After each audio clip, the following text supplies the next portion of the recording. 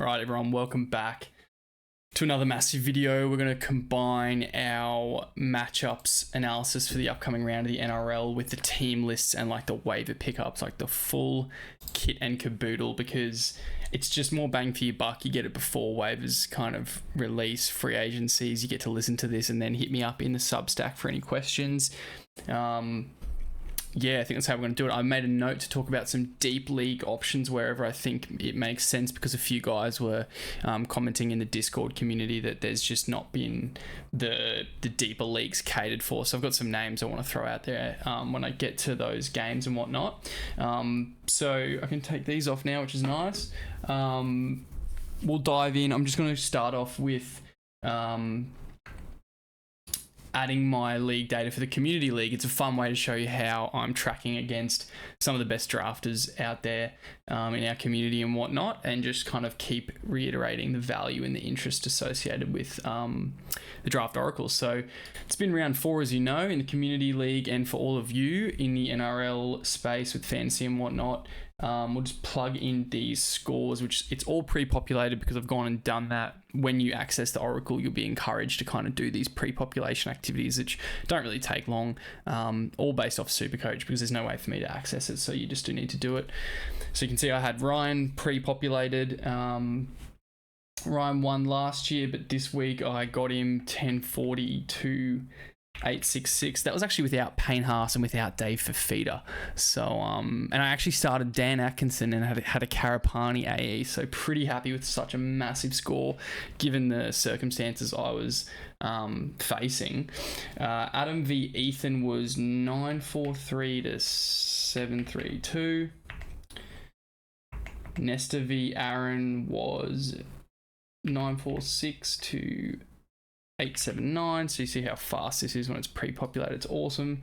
Paul went 843 to Dave's 841. Close loss for Dave, unfortunately. And Scotty and Johnny was 829 to 923. You remember Johnny we spoke about last week. He has had really bad luck, so good to see the fella get up.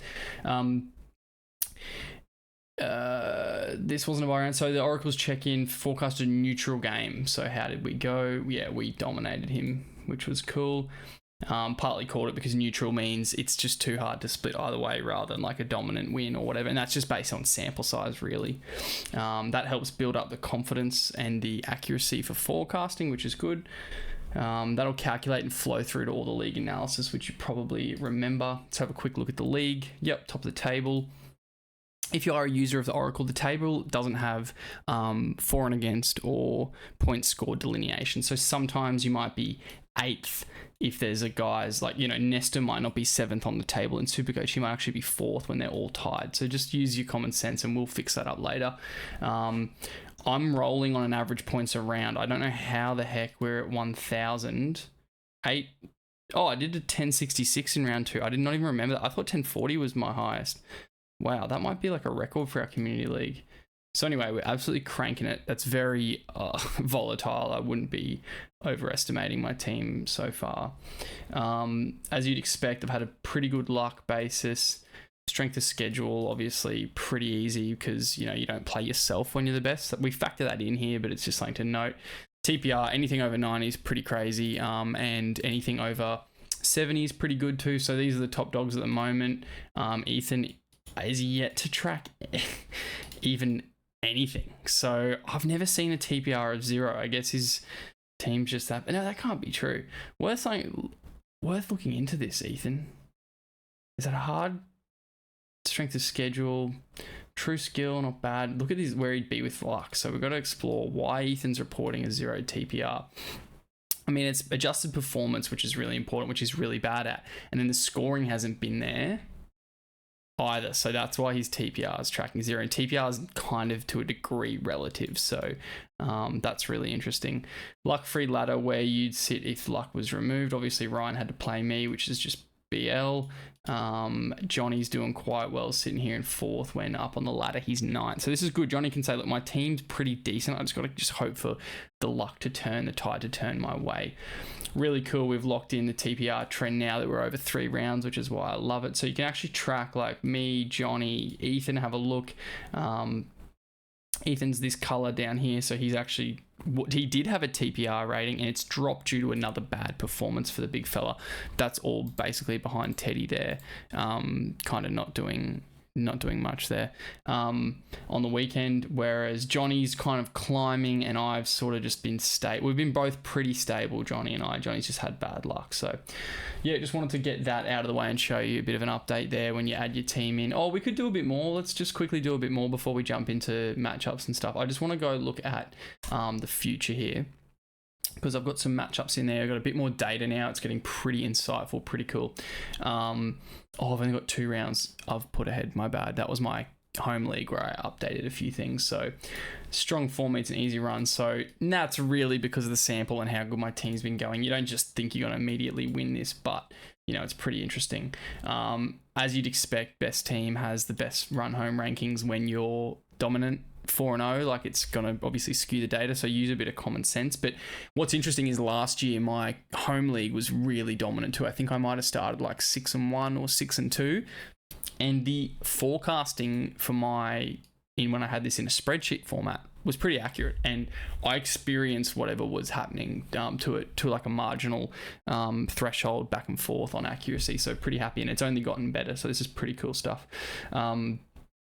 Someone like Ethan, his run's going to be tough when he's not as good, but it's really based off the average TPR. So genuinely, I'm playing worse teams on average in the future because I've played, I think I might have played Paul, and I've played Ryan, who was coming second. So, and I started the year against Adam, I believe. I could be wrong. So you can see that those higher TPR teams, I'm not playing them. So this is reporting a really strong signal. Yeah, this is all the same. This because I've only forecasted 2 rounds out, so this is not that useful. It's my own issue. And then we've got my favorite thing here. When you get the golden run home, get the golden goose. It is so sick. Things looking golden. Celebrate it. The form team, the easiest run home. This is the moment. Don't overthink it. Just execute and enjoy. Little message from me. Sometimes you get a purple message from the Oracle, which is a bit interesting, and then sometimes you'll get something from me. Paul and Ryan. So they're flying. Maybe target those guys. And I actually did that in my home league. I actioned a trade this morning on the guy who is 4-0 in my home league because he's feeling good. He's wanting to make trades. He's wanting to... Oh. Okay. Camera's being weird. The fuck? Oh, that was weird. Yeah, so I capitalized on his confidence and said, there's a buy low here. Well, it wasn't really a buy low, but, there was just an opportunity to chat to him. He's already dominating. I said, mate, you've got 4 Bulldogs or something. I'll give you Isaiah Yeo. You give me Jacob Preston, and we just diversify a bit. You get it at Penrith. And you might say, that's not a good trade. But for him, in the past, play the man as well. He's always drafted Isaiah Yeo. He loves that high base guy. He plays a lot of NRL fantasy where Isaiah Yeo is really relevant. He's also not a guy I know that would be really diving into Isaiah Yeo's minutes and thinking about it the way we would in a more diehard community. So to me, it was a strategic trade. And he actually said, yep, let's do it before I overthink it. Happy days. I think Jacob Preston was his most expensive player on draft day, this bloke. He's been dominating off KPP, off, Jermaine Asako and the Hammer combo. They've both put up big numbers, man. So he's been getting all these wins. He doesn't realize, I just took his most expensive draft day player. Potentially a captain at some points during the season, Jacob Preston. Isaiah Yeo is good too, but for me, I drafted more base orientated. I've been hurt by Tino, so I wanted to kind of counter with, I wanted to rebalance my team a little bit with a bit of upside there in the 2RF. And there's no job security issues for Jacob Preston. So yeah, I literally actioned this type of call out, this insight, in my home league. So we'll get out of there. I just want to show you guys that. Jump over to Draft Oracle, check it out. There's more features on the way. Literally, hopefully tonight, new feature releases. So keep your eyes peeled. Pretty excited to show you that one. I'll do a little video on the release. Let's talk the footy coming up this weekend. Just pulling up all the relevant information I need for you guys. Round 5, blah, blah, blah. And let's jump into more of the Oracle goodness. Let's talk really quickly the top 5 gun matchups. The gun matchups. Oh my god, for the round.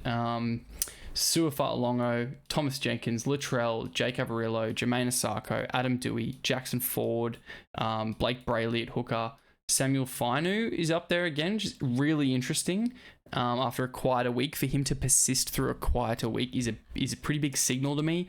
Kulakefi Funuafuaki, what a guy. If you grabbed him off waivers, lucky you, happy days. I'm not going to say kudos because the minutes stuff that's been happening over at the Dolphins the last years gave us no confidence, but if you took the plunge, happy days. Alex Twal, again, sell high guy, which I want to do. I haven't done yet, need to get moving on that. Elite matchups as Tommy, Drinky, Reese at fullback, Christian, Savelio, Luke, so Tuipulotu, Tamale, Laulili. I don't know about going too hard on Laulili, but it's interesting that he's popped up there. Herbie, Casey, Jackson. This is good for me. I got these boys in my home league. That's interesting. Look, I'll have to dive into that during the team-by-team breakdown. Paul Alamotti, Katoni Staggs, Will Penasini, Katoni against the Finns. Warbrick again, Burns, Young, Reynolds, Hines, Boyd, Kalomatangi, Trey Mooney, Twal, Grant, Cook, Verrills, David Fafita, Luciano, McIntyre, Sewer, Arama Howe is back, and Kai Pearce-Paul, Locke, Murray, Yo, Horsburgh. Okay, I want to clarify something. My matchups are including scoring pedigree because it's more of an important signal that your players, what they can do and deliver based on a matchup rather than pure defensive weakness. But to add to that and to make sure you're getting a full breadth of information, guys, I am doing pure defensive weakness callouts, which are here. So fullback, Reece Walsh, Keanu Kinney, Clinton Gutherson. They are players playing the worst defenses to those positions. That's your linear. This is more your algorithmic. These guys are scoring well and have an opportunity to continue scoring well. These guys are playing trash defenses in that slot, okay? That's why Gutho's here. I don't want to tell you Gutho has the best matchup if Gutho sucks. I don't care, necessarily. Whereas here we can call this out. Tuipulotu, Shibasaki, Laulilii, Makasini, Johnston and Pompey all play the worst defensive slots to the left side. On the right side, it's Avarillo, Asako, Gagai, Burns, Alamotti, DWZ. In the halves, it's Adam Reynolds, it's Ethan Sanders. If you've been sitting him, he could be a start this week against Newey. And it's Daniel Atkinson who hurt you last week, but you've got to just understand that the Cowboys are leaky to the halves. Prop, Alex Twal again, Kaloa Matangi, Corey Horsburgh. Reed Marnie, ignore that. Mamazelos, probably ignore that. And Jake Simpkin, probably ignore that. Those teams have been bad to hookers. But Sam Verrills didn't capitalise on that for the St. George, so yeah, I don't expect Marnie to. Left to RF, Sam McIntyre, Luciano Leilua, David Fafita. Right to RF, Arama Howe is back. Liam Martin this week against the Storm, and Kulakefu Finifui Aki, which is why he is your gun player. Alex Twal, Dolphins are not pulling anyone through for Manly at lock. Why would that be? That would be... I don't know. I need to check that. Who is their lock? Who's Manly's lock this week? Let's have a quick look.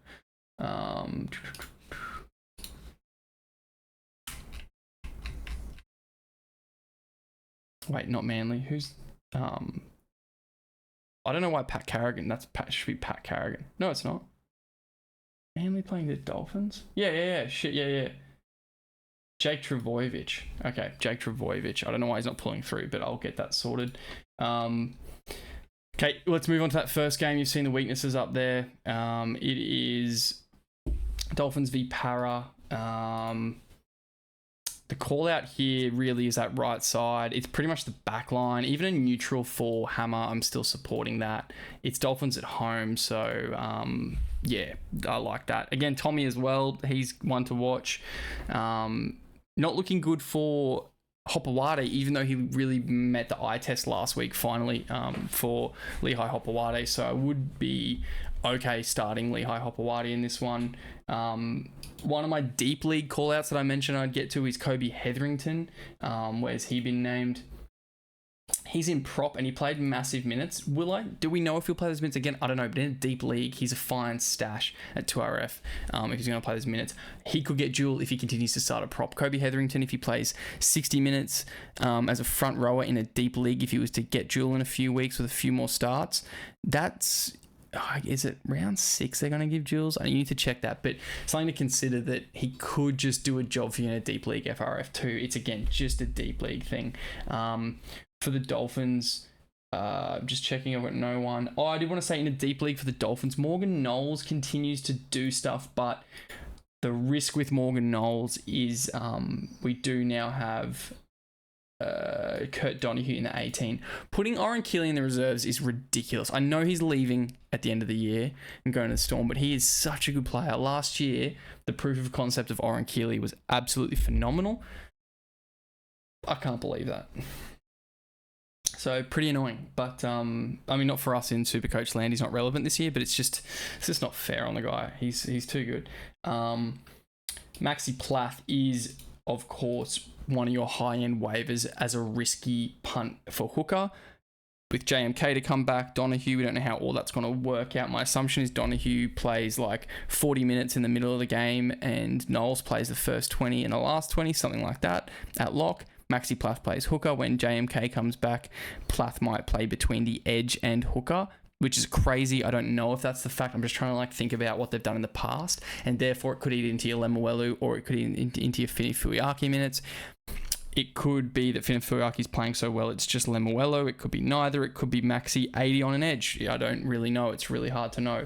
But you have to consider him if you're desperate for hooker. He is probably worth a waiver ticket and hope for the best.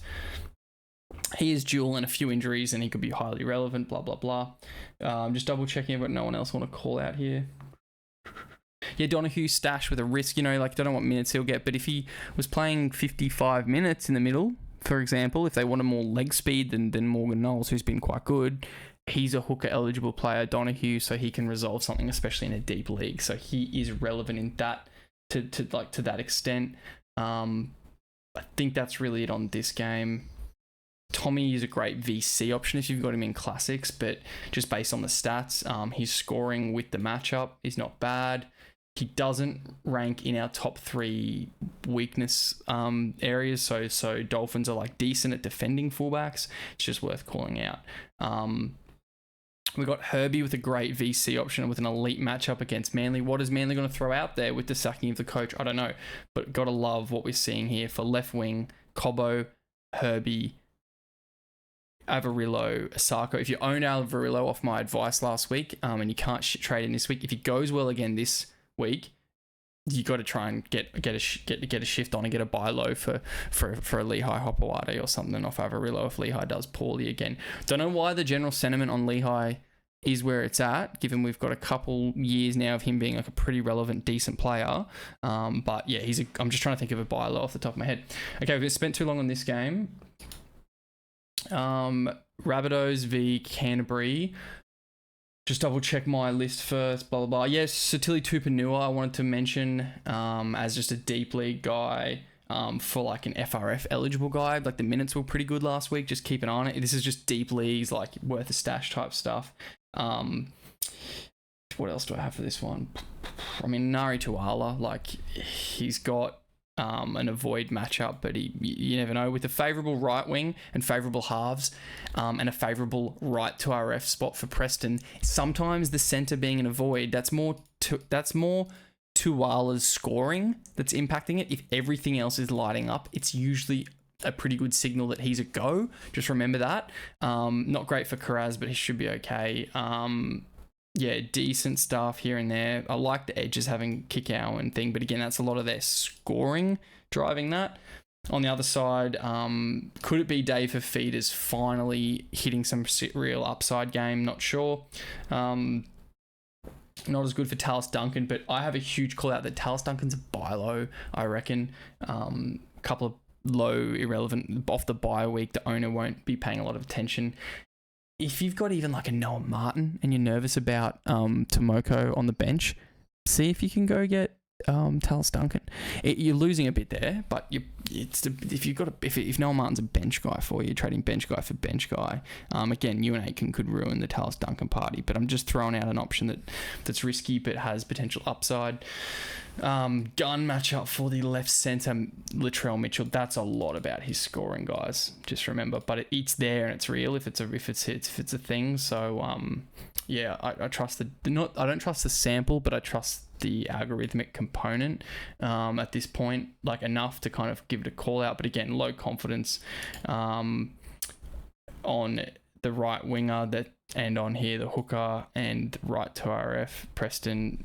I don't know why he'd have a call out and kick out wouldn't, but I'll have to look into that. Pretty happy with this. Again, just Latrell is interesting, and the David Fafita call out I like, so that's one to watch.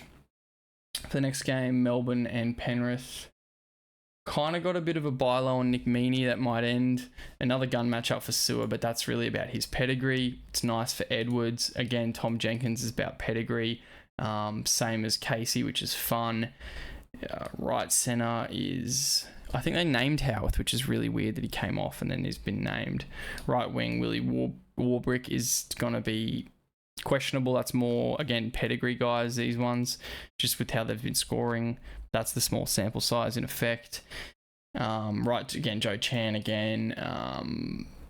Elite for Yowie, that's his pedigree. I think Liero as well is worth a stash. Not worth a waiver necessarily because the minutes and the scoring's a bit all over the shop, but if you're needy in a 3-2 RF league, man, you just can park him there and he should get you more than 50, which is solid. Relatively durable guy too, Liero, we're seeing from all accounts. I like that. Penrith, there's nothing there. I'll just delete some of these. No. Knowles. We spoke about Knowles. Spoke about Talis Duncan.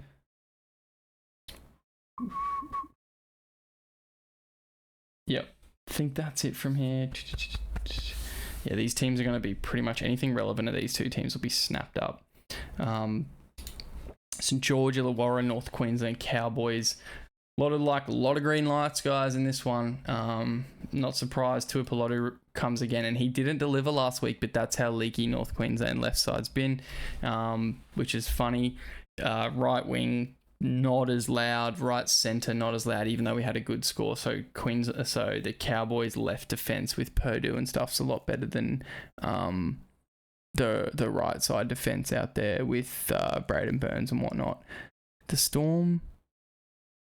Well, that's not true because Warbrick scored 4 tries there, which is crazy, on the right wing. So you'd think that'd translate, but it's just not, which is really interesting.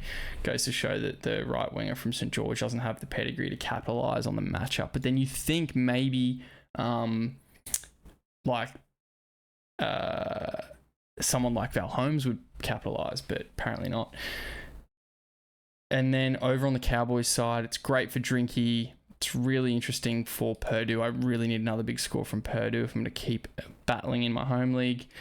Braden Burns a pick up. You can go grab Braden Burns if you believe in it.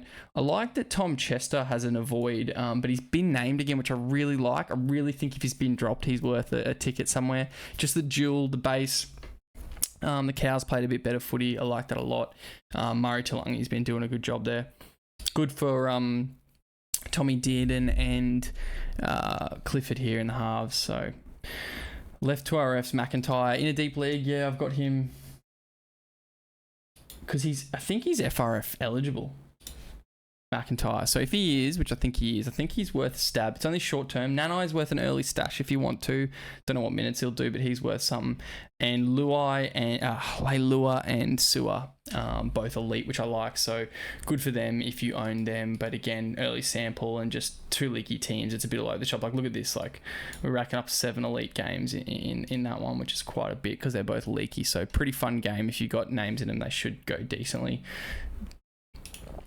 Titans Brisbane, probably as you'd expect, some elite stuff happening in Brisbane, a lot of favourable, and then the Titans not too flash. Arama Howe is lighting it up as you'd expect. A good buy low still exists on Beau Fermor if you've got the appetite to kind of wait for it to come good and hope that it does. With Lockie Ilias there, I'm less confident, but I have to call it out given the pedigree we've seen from him.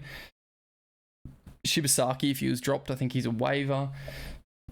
Dean Mariner, I think he's a waiver if you're needy and you want a bit of the Broncos' upcoming run.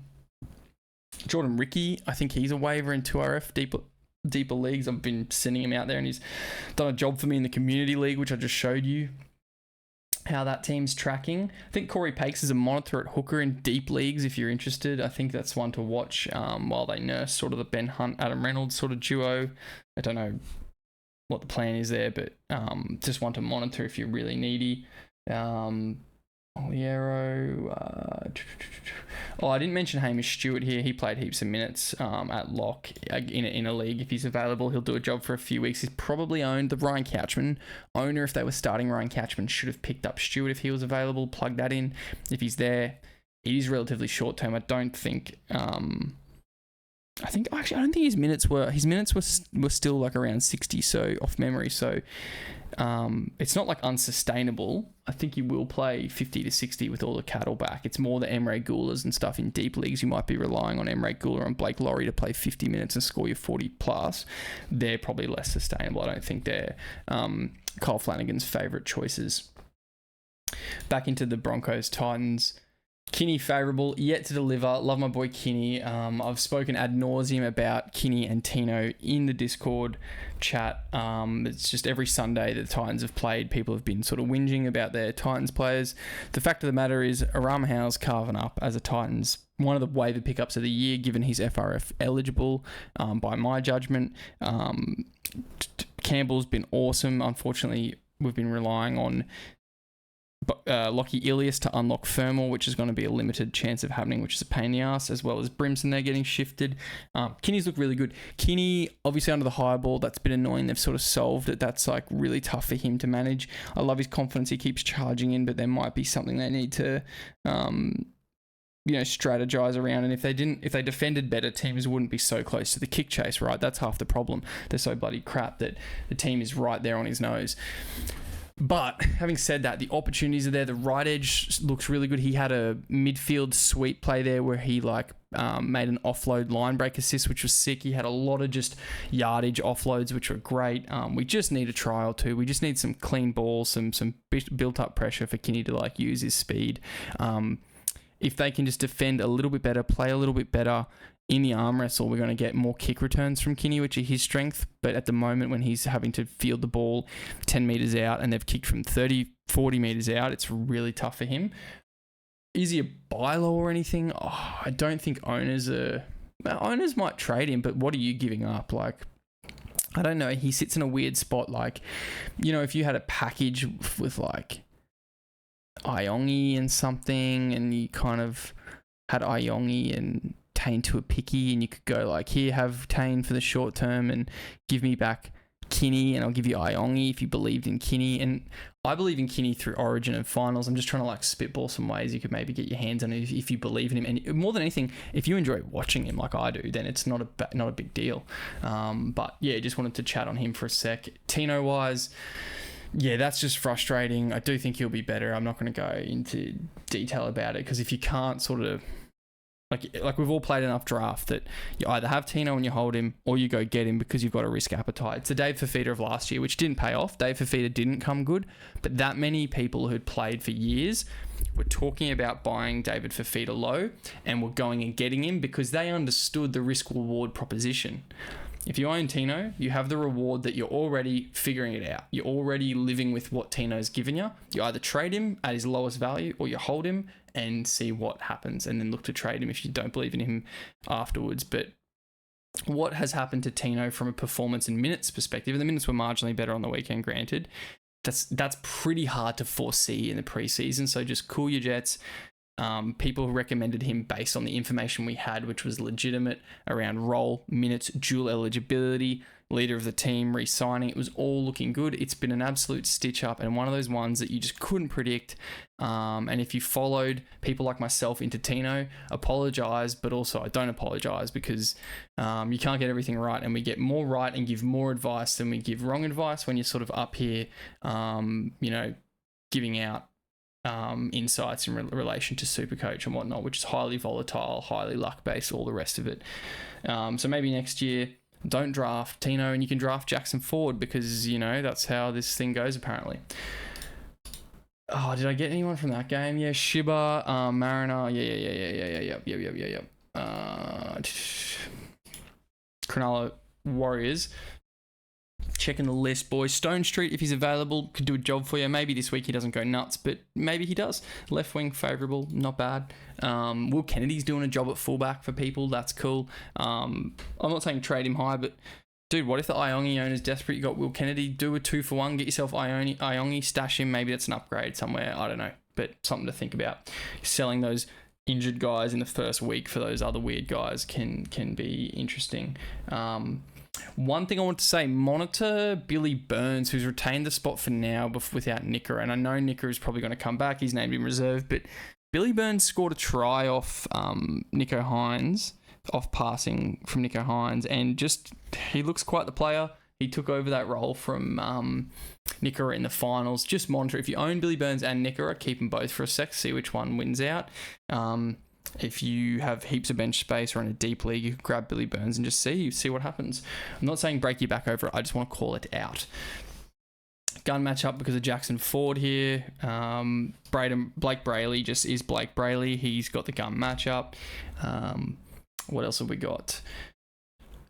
Stone Street. Ramian. I didn't check Ramian's scores from the weekend, but yeah. He looks keen. It just hasn't really translated. DW's a bit of a matchup. Yeah, not really going nuts over that. It doesn't look amazing. Elite for the halves because both teams have pedigree halves, like top 3 halves. So it sort of explains that at the moment with the low sample. Don't have any...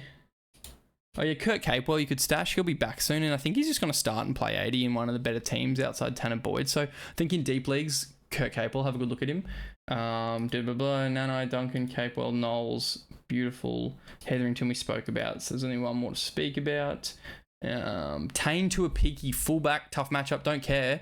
If he's available, he's a very high-end ticket. I think he's getting closer to having won that fullback spot on merit, and then Chance was awesome in the centres. I don't know about defensively, and they lost for Chance in the centres, but to a Peaky... if he is available for whatever reason, I don't suspect he will be, but if he is, certainly think people should jump on that and pay a ticket for it. I didn't speak earlier with the Rabbitohs, but in deep leagues, Jamie Humphries will do a job for you. Yeah, wait, is this Saturday night? Yeah, Saturday night. The stupid thing stopped recording, so I'll just finish up where I was saying Jamie Humphries will do a job. Newcastle, Canberra, I really spoke about Jermaine McEwen being stashable in deep leagues. He's barely owned anywhere, and I think playing 80 with a bit of upside in Holbrook's attack is worth it for Canberra. Spoke about potentially getting off Martin if you're feeling that Tomoko will come in, but he had been told to go speak elsewhere, so that's a sort of a situation to monitor. It's a bit hectic. Selling high on him and Sasungi, if the price is right for you, does make a bit of sense. Xavier Savage in deep leagues, CTW, you could probably get your hands on him. He might do a job for you. He's shown that the speed of the game is suiting a guy as athletic as him. I'm trying to remember what else. I think I've mentioned the key call-outs. Wilton. I don't know if I mentioned Wilton. You've got a waiver for Wilton if he's available, just for an 80-minute edge-back rower if you're needy in 3 2RF setups, as well as Kurt Capewell. I think I mentioned or may not have mentioned. I think he's stashable as he comes back soon and probably play 80 for the Waz. Don't want to miss anyone on this one. Blah, blah, blah. Tane, you have to waiver in for the Waz if he's available. Stone Street, I can't remember if I mentioned because the recording cut off. Liking King Tonga for the Dragons, 5'8". He'll do a job for you for a week or two. Stone Street, I just mentioned. Okay, down here, quickly run through with Joash Papali playing fullback eligible in 5'8". He's waiverable if you really want to try and chase some upside. We don't know much about him. The sample wasn't great last year, but I think he played 5'8". Wasn't great. Now he's playing fullback. Could be a bit better. Haven't seen much from him to know. Dylan Walker in deep leagues might play 80 minutes. Not play 80 minutes, but play quite a few minutes at lock. He's got a bit of upside. He's also a bit of an in-game injury risk. I don't love it, but in deep leagues, hey, you might need to rely on Dylan Walker for a week or two. Who knows? That covers off the deep league stuff. Dan Saifidi is probably playable in deep leagues, in FRF, maybe even in normal leagues from Newcastle. Wilton, Stewart, McEwen, Billy Burns. Monitor Billy Burns, said that I believe. In this one, bit of upside over here again for the 2RFs of the Tigers. I want to see a bit more from them, but yeah, it's serviceable type thing. Para, Someone mentioned in Discord is they had Dylan Brown and someone else in the halves, and they were also carrying Moses on the bench. And they said, is he droppable? Yeah, I mean, probably. He probably is droppable, frankly. Dewey, I'd be trying to sell high too, just with the injury stuff. He looks so good. I'd also be trying to buy low on Terrell May and sell high on Alex Twal. I think the Tigers are great, but just, yeah, really happy for them. But just with some of these guys that have just continually delivered high scores, I'd be looking to capitalise on that. Look, that's probably it. I've spoken about Draft Oracle, shown you just the league update stuff. There's a lot more in there. I don't know if I've gone through Roster Workshop over there, Matchup Manager. I should probably have done that, but I'll do another video on the features when I release the next feature, either tonight or tomorrow. Really excited for that. I think you guys will love it. It's it's even more the next level. What else? We spoke about the matchups, the weaknesses that we talked about, deep league grabs. We talked about regular league grabs. I think just to summarize, Max Plath, Jordan Ricky, Siwa Wong, Trent Liero, Hamish Stewart, Teague Wilton, Jock Madden will do a job, Sam McIntyre, FRF is available, Joash Papali'i for an upside stab at 5'8", Chester if he's been dropped, Shibu if he's been dropped, Tane if he's available or been dropped, Xavier Savage and deeper, Mariner and deeper, Stone Street and deeper. Yeah, I think that's a good little list, guys. So just hit me on the Substack if you have any questions. I'll do the waiver post later, but I've got to run, figure out how to piece these videos and get them up to you. Thank you.